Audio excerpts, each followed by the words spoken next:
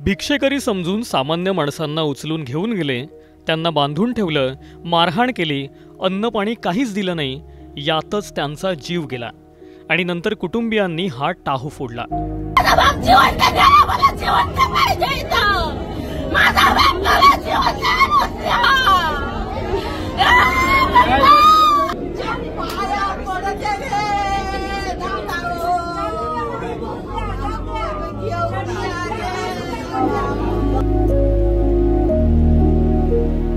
जे साईबाबा आयुष्यभर भिक्षा मागून जगले, त्याच साईबाबांच्या शिर्डीत भिक्षेकरींना पकडण्याची मोहीम वादाच्या भोवऱ्यात सापडली आहे। महाप्रसाद खाऊन जगणारे, मंदिर परिसरात भिक्षा मागणारे भिक्षेकरी समजून प्रशासनाने सामान्य लोकांनाही पकडलं का? प्रशासनाने पकडलेल्या लोकांचा जीव गेला तरी कसा? नेमकं हे प्रकरण काय आहे याचाच सविस्तर आढावा या व्हिडिओतून घेणार आहोत, त्यामुळे हा व्हिडिओ शेवटपर्यंत बघा।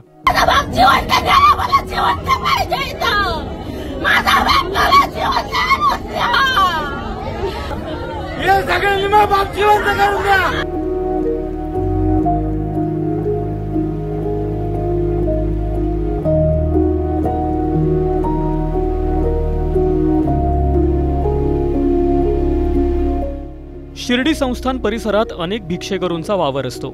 हे भिक्षेकरू दिवसभर लोकांकडून भिक्षा मागतात, शिर्डी संस्थानाच्या महाप्रसादाचं जेवण करतात।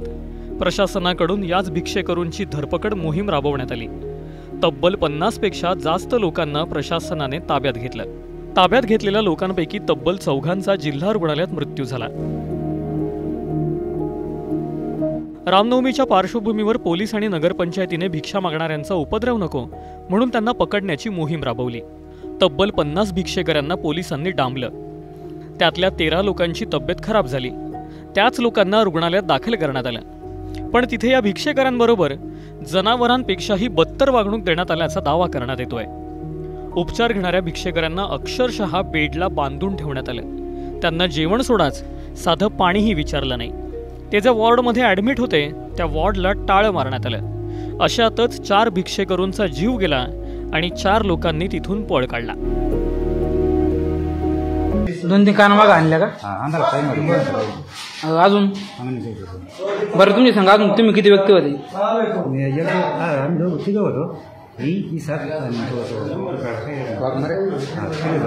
वाघमारे तुम्ही 3 संघच होते?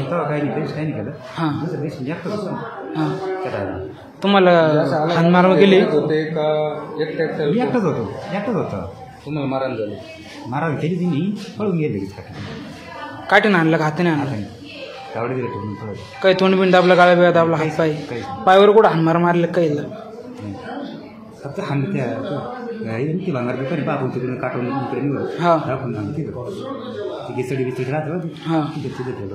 हाणलं कुठं? हॉस्पिटल इथं हाणलं का आपल्या शिर्डीला पकडलं तिथं हाणलं? तुम्हाला पकडलं तिकडं हाणलं का? तुम्ही शिर्डीला काय करत होते?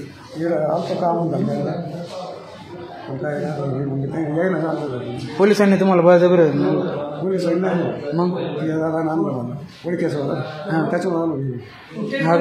मला काही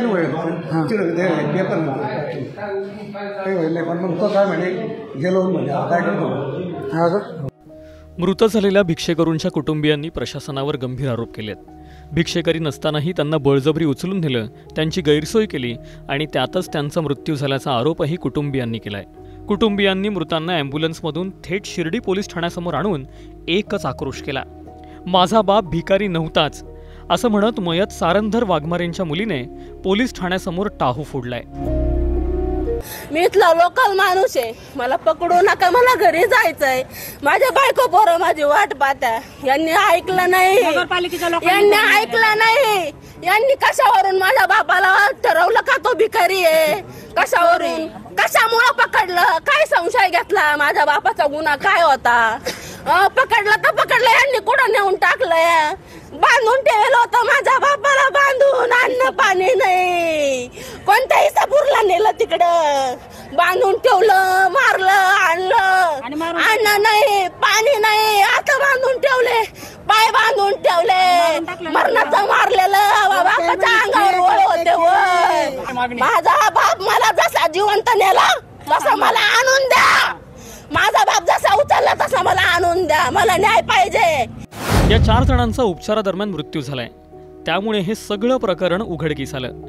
यावरून शिर्डीचे पालकमंत्री विखे पाटील यांच्यावरही टीका झाली आहे. 49 भिक्षुक त्यांच्यावर कारवाई करून त्यांना विसापूरच्या जेलमध्ये डांबून ठेवलं आणि त्यामधले 10 भिक्षुकांना सिव्हिल हॉस्पिटलमध्ये ॲडमिट केलं. सिव्हिल हॉस्पिटलमध्ये ॲडमिट केल्यानंतर त्यामध्ये 4 जणांना मृत्यूला सामोरं जावं लागलं.